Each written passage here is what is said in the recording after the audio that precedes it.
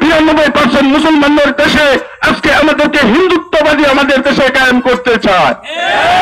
অতএব আমাদের জান থাকতে, আমাদের প্রাণ থাকতে এদেশে কোনো হিন্দুত্ববাদী ভারতের আগ্রাসন হতে দেওয়া যাবে না।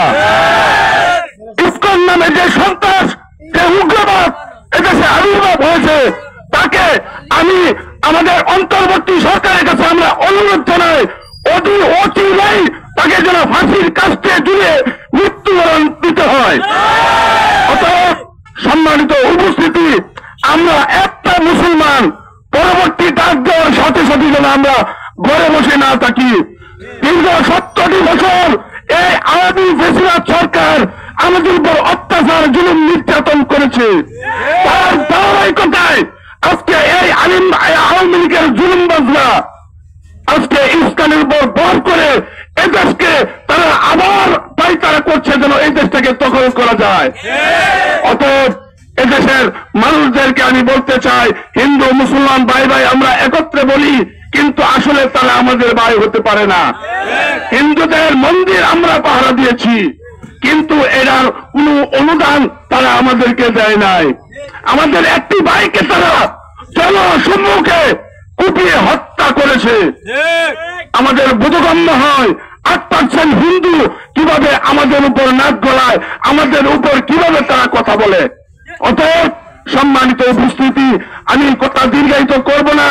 আসুন আমরা আমাদের বিভাজন বলে আমরা আমাদের অস্তিত্বকে রক্ষা করার জন্য, আমাদের ঈমানি দায়িত্ব পালন করার জন্য আমরা সদা সর্বদাই প্রস্তুত থাকি, এবং এদেশে যেন আবার কোন সময় ফেসিবাদ আওয়ামী যেন মাথা ছাড়া না দিয়ে উঠতে পারে। আমরা যদি সমস্যা মনে করি, মুসলিম জনতা আজকে আমরা একত্রিত হয়েছি তথাকথিত কোনো ব্যক্তি স্বার্থে নয়, কোন ধরনের কোন সাম্প্রদায়িকতার জন্য নয়।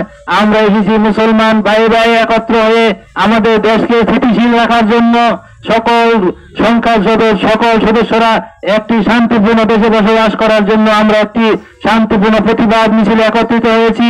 দেখা যাচ্ছে আমাদের দেশকে অস্থিতিশীল করার জন্য একটা মহল পায়তারা করছে, অস্থিতিশীল করার জন্য আমাদের মুসলিম ভাইদেরকে দিবালোকে হত্যা করছে, আমাদের মসজিদগুলিতে আমাদের ধর্মের উপরে আঘাত আনছে। আজকে সমস্ত মুসলিম ভাইয়ের আমার, আমরা যে নিশ্চয় বেঁচে থাকি, এই ঘটনা এখানে বসে থাকবে না। আমাদেরকে একদিন এই দেশ থেকে মুসলমান নাম নিয়ে ওই আরাকানি মুসলিমদের মতো থাকতে হবে।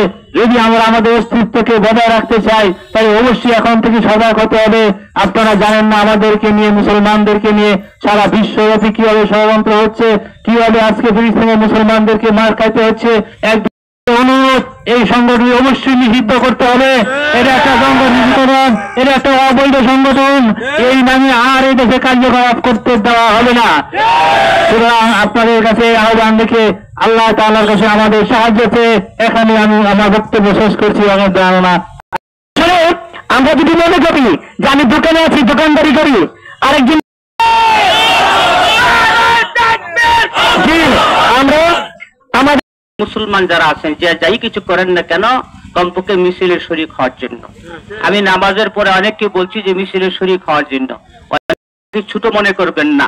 আপনি একটা জিনিস জেনে রাখেন, আমরা এই 5ই আগস্ট দ্বিতীয় আপনার স্বাধীনতা অর্জন করার পিছনে শুধু একটা সম্প্রদায় নয়, বরং মাদ্রাসা, মসজিদ এবং সাধারণ জনগণের পক্ষ থেকে সেই দাবিকে আপনার আদায় করার লক্ষ্যে একত্রিত হয়ে আপনার এই আন্দোলনকে উছিলা করে স্বৈরাচারী সরকার বাংলাদেশ ছেড়ে আপনার ভারতে আশ্রয় নিতে হয়েছে। সুতরাং সেই সোনামণিদের এবং বাংলাদেশের আপাময় জনসাধারণ কোরআন এবং সুন্নাহর ধারক বাহক ইমানদার বান্দা বান্দীদের পক্ষ থেকে যে দাবি এখন স্থাপন হচ্ছেন, আগত নির্বাচনের মাধ্যমে এই দেশের মধ্যে সুশীল সমাজ, কোরআন এবং সুন্নাহ বাস্তবায়ন করার ধারক বাহকের যোগ্যতা যারা আছে, তাদের নেতৃত্বে দেশ স্বাধীনতা অর্জন করেছে, তা বাস্তবায়ন করার যে লক্ষ্য আমাদের সম্মুখে রয়েছে, সেই লক্ষ্যকে চ্যুত করার জন্য, ধ্বংস করার জন্য ভারতবর্ষে যারা ষড়যন্ত্র করে ইসলামকে বাংলাদেশের 99% মুসলমানদের দেশের আল্লাহর